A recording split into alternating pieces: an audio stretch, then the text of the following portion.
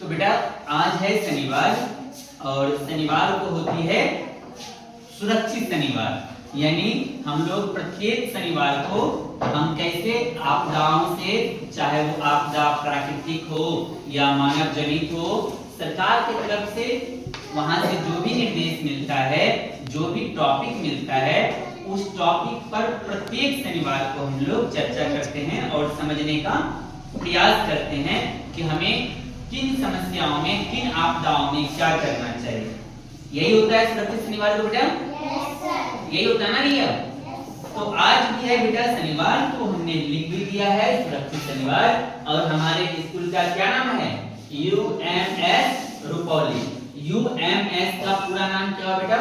U से उत्क्रमित, M से मध्य, S से स्कूल, उत्क्रमित मध्य विद्यालय रुपौली। स्कूल को हिंदी में विद्यालय बोलते हैं, तो उत्क्रमित मध्य विद्यालय क्या हो गया?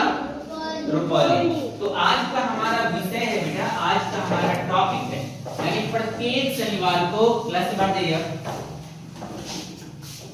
प्रत्येक शनिवार को बेटा हमें अलग अलग विषय मिलता है। और आज का जो विषय है वो विषय क्या है बेटा हमारा? सामाजिक कुरीतियां। तो सामाजिक के बारे में आपको समझाए, यानी हम लोग जहां पर रह रहे हैं, हमारे घर के आसपास बहुत सारा घर है, तो बहुत सारे घरों से मिलकर बनता है एक समाज, और कई सारे समाज से मिलकर बनता है एक गांव। यानी एक ही गांव में कई प्रकार के जातियों के लोग, कई प्रकार के धर्म के लोग एक ही साथ हम लोग रहते हैं। यानी अगर कोई व्यक्ति का घर अगर मान लीजिए खेत में है, दूर दराज है, तो हम उसको नहीं बोलेंगे वो समाज में रह रहा है। समाज हम उसको बोलेंगे अगर हमारे घर के आसपास अगल में, मतलब दाईं तरफ सामने या फिर पीछे बहुत सारा घर है, तब हम बोलेंगे वो हमारा समाज है, यानी हमारे घर के आसपास जो है वो हम लोगों का समाज हुआ।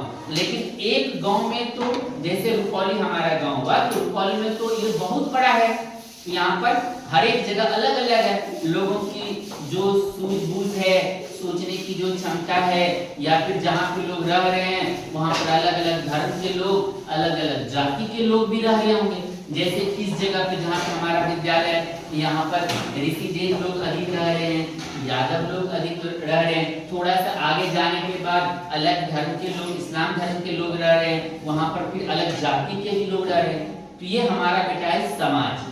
और हमारे समाज में क्या होता है बेटा? कई सारी रिया, कहाँ ध्यान है बेटा? हमारे समाज में क्या बेटा? कई सारी कुरीतियां भी है, कई सारी ऐसी चीज भी है जो नहीं होनी चाहिए। यानी कई सारी हमारे समाज में समस्याएं हैं जिनको हमें अब समय के साथ बदल देना चाहिए। तो वही आज हम समझेंगे। हमारे समाज में मूल रूप से 4 कुरीतियों के बारे में चर्चा करने के लिए आज के विषय में है, हम उन्हीं को समझेंगे। तो हमारा आज है बेटा पहला बाल विवाह, दूसरा है हमारा बाल अधिकार, फिर है बाल शोषण, और फिर उसके बाद है बेटा बच्चों से छेड़छाड़। तो हम इन चारों को समझेंगे। तो पहला बेटा हमारा बाल विवाह। तो बाल से मतलब याद रखना है, बाल का मतलब क्या होता है बेटा? बच्चे। बाल का मतलब बच्चे। और जो बच्चा होता है बेटा, बच्चा लड़का भी हो सकता है और बच्चा लड़की भी हो सकता है। तो बाल विवाह यानी हमारे समाज में देखिएगा अभी भी बेटा बहुत सारे ऐसे,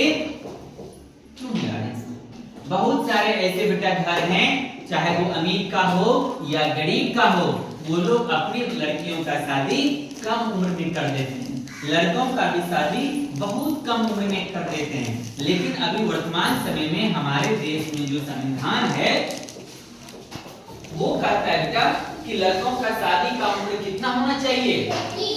21 वर्ष, और लड़कियों का कितना होना चाहिए? अगर किसी भी लड़के या लड़की का शादी अगर इनसे कम उम्र में हो रहा है, तब उसको क्या कहा जाएगा? बाल विवाह। उसको क्या कहा जाएगा बेटा? क्या समझ में आ रहा है सभी को? अच्छा, आप देखिएगा अपने घर के आसपास बेटा कई सारे ऐसे लड़कियां हैं, मतलब जिनकी शादी उनके माता पिता 14 साल 15 साल की उम्र में भी कर देते हैं। जो करना सही है या गलत है? गलत है, क्योंकि अगर लड़कियों का कम उम्र में शादी कर दिया जाएगा तो लड़कियों को जिम्मेदारी के बारे में समझ नहीं आ पाएगा। वो यहाँ से ससुराल जाएगी, उनकी सास कुछ बोलेगी, तुरंत उठ जाएगी, तुरंत रोने लगेगी, लड़ाई हो जाएगा। एक उम्र के बाद जब समझदारी आ जाती है, अगर उनके बाद शादी किया जाए, अगर लड़की इंटर पास हो जाती है, ग्रेजुएशन पास हो जाती है, अगर तब उनका शादी किया जाए तो वहां पर ससुराल में सभी प्रकार की समस्याओं का वो सामना कर लेगी। नहीं तो देखिएगा कई बार खबर आता है कि लड़की का शादी करके गई, 1-2 महीने के बाद लड़कियां जहर खा के मर गई। ऐसा सुनने में आता है ना कई बार। ऐसा क्यों होता है? क्योंकि उनको वो जो वहां पर जो समस्याएं आई, उस समस्याओं का समाधान करने का उसके पास कोई युक्ति नहीं थी, उनके पास कोई समझदारी थी नहीं। इसीलिए सरकार ने क्या कहा है, लड़कियों की शादी कितने वर्ष में होनी चाहिए और लड़कों का क्या समझ में आया सभी को? तो बाल विवाह समझ में आया बेटा? बाल विवाह होना चाहिए रिया? हाँ नहीं। दूसरा है बेटा हमारा बाल अधिकार। तो बाल अधिकार बेटा यानी बच्चों के पास भी बहुत सारा अधिकार होता है। हमारा भारतीय संविधान कहता है कि हर एक बच्चे को शिक्षा का अधिकार है, यानी 6 वर्ष से लेकर 14 वर्ष के बच्चों को निःशुल्क शिक्षा दिया जाना चाहिए। ये हमारा शिक्षा का अधिकार कहता है। और जो छोटे बच्चे हैं उनको सही पोषण मिलना चाहिए, उनको खेलने का अधिकार है, यानी उनको वो हर एक चीज का अधिकार है। अच्छा, शिक्षा के अधिकार के साथ ही साथ में बेटा बाल अधिकार में कहा गया है कि अगर आप छोटे बच्चों से खेतों में, अपने दुकानों पर, घर में, होटल में, रोड पर, कहीं पर भी अगर आप 14 वर्ष से कम उम्र के बच्चों से काम करवाते हैं तो वह भी कानूनन क्या है? अपराध है। और उसको लेकर फिर आपको क्या हो सकती है? जेल हो सकती है। यानी अगर कोई ऐसा करता है या किसी बच्चे से काम करवाता है तो उसको क्या होगा बेटा? जेल हो जाएगी। तो यानी बच्चों के पास भी क्या है बेटा? अधिकार है। अगर आपको भी मम्मी पापा ये बोले कि बेटा तुमको पढ़ना लिखना नहीं है, लड़का हो बोल दे पापा कि चलो अब दिल्ली, अब पढ़ना लिखना नहीं है।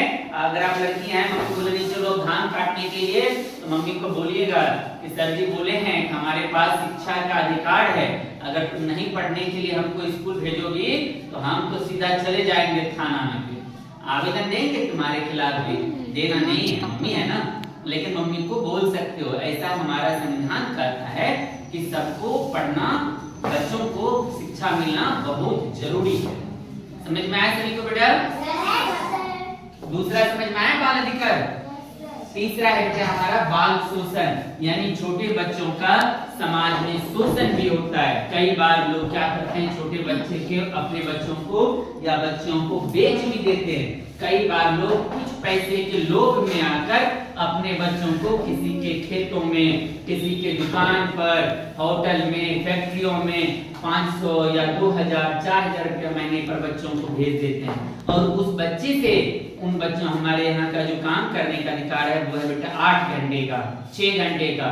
उनसे लोग 10-10 घंटा काम करवाते हैं, 12-12 घंटा भी काम करवाते हैं। यानी बच्चों का क्या करते हैं बेटा? वो लोग शोषण करते हैं बच्चों का। वो लोग क्या करते हैं?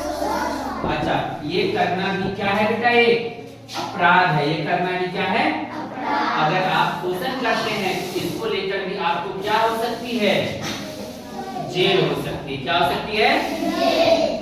उसके बाद है बेटा बच्चों से छेड़छाड़, यानी अभी के समय में बाजार में या मेला में, घर पर, बहुत सारे जगहों पर छोटे बच्चे बच्चियों से, लड़कियों से खास करके लोग छेड़छाड़ करते हैं। अच्छा, कई बार आए ऐसे बच्चे भी, कई बार बेटा आपको लोग क्या करते हैं, जो अनजान व्यक्ति होता है वो आपको लोभ देंगे।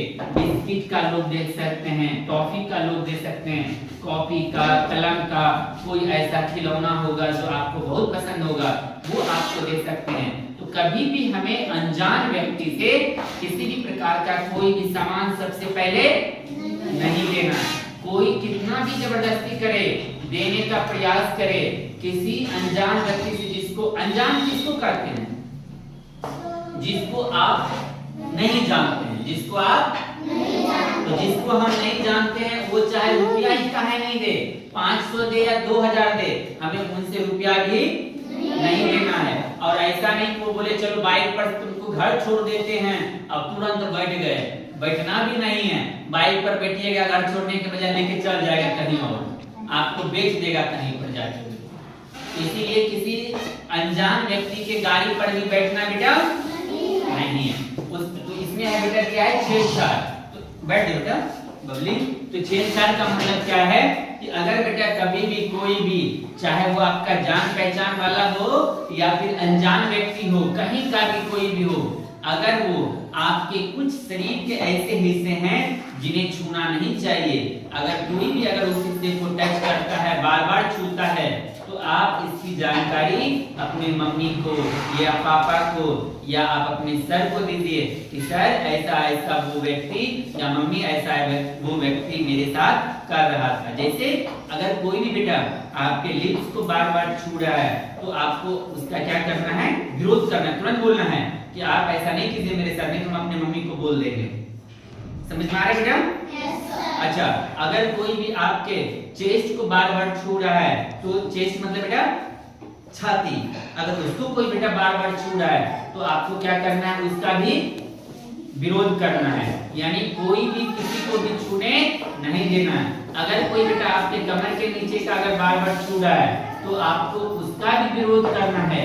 और यही है बेटा बच्चों के साथ जो छेड़छाड़ होता है, ये यही इसी चीज में आता है। अगर कोई भी आपके साथ ऐसा करता है तो तुरंत उसकी जानकारी किसको देना है, मम्मी पापा को। अगर स्कूल में आपके साथ कोई करता है तुरंत उसकी जानकारी आप अपने सर को दीजिएगा कि मेरे साथ ये ऐसा लड़की वो लड़का कर रहा था, घर पे कोई कर रहा है, कहीं और भी कर रहा है, तो उसकी जानकारी आप किसको देंगे, मम्मी पापा। समझ में आया सभी को? रिया समझ में आया? एक बार फिर से बेटा, बाल विवाह किसको कहते हैं? अगर छोटे बच्चों का कम उम्र में शादी हो रही है तो इसको क्या कहेंगे बेटा? बाल विवाह। लड़कों का शादी का उम्र कितना है बेटा? 21 वर्ष। लड़कियों का कितना है? 18 वर्ष। अगर इससे कम उम्र का शादी, कम उम्र में शादी हो रही है तो फिर वो कानूनन क्या है, अपराध है, तब उसको क्या हो जाएगी, जेल हो जाएगी। दूसरा है बेटा बाल अधिकार, यानी आपके पास बेटा बहुत सारा अधिकार है, जैसे पढ़ने का, खेलने का, खाने का, स्कूल जाने का। ये सब अगर आपका कोई छीन रहा है, चाहे वो आपके मम्मी पापा ही क्यों ना हो, तब उस पर भी कानूनन कार्रवाई हो सकती है। समझ में आया? अच्छा, शिक्षा का अधिकार क्या कहता है बेटा? 6 से 14 वर्ष के बच्चों को निःशुल्क शिक्षा, यानी बिना रुपया लिए हुए पढ़ना, मतलब वो कहीं पर भी पढ़ सकता है। समझ में आया बेटा? तीसरा है बेटा बाल शोषण, यानी बच्चों का जो शोषण करते हैं लोग समाज में, चाहे वो किसी भी प्रकार से वो काम करवा कर हो या उनको प्रताड़ित करके हो, यानी आपको खूब टॉर्चर कर रहे हैं अगर आपके मम्मी पापा भी, वह भी बेटा एक शोषण है। फिर अंतिम है बेटा बच्चों से छेड़छाड़। ये चारों समझ में आया सभी को? रिया समझ में आया आपको बेटा? अच्छा, पूछेंगे तो बता दीजिएगा। हाँ रिया, आप लोगों से पूछेंगे बता दीजिएगा ना? चलिए अब एक एक करके अब आप लोगों से अब हम सवाल करेंगे। समझ में आया? तो तैयार है सभी कोई?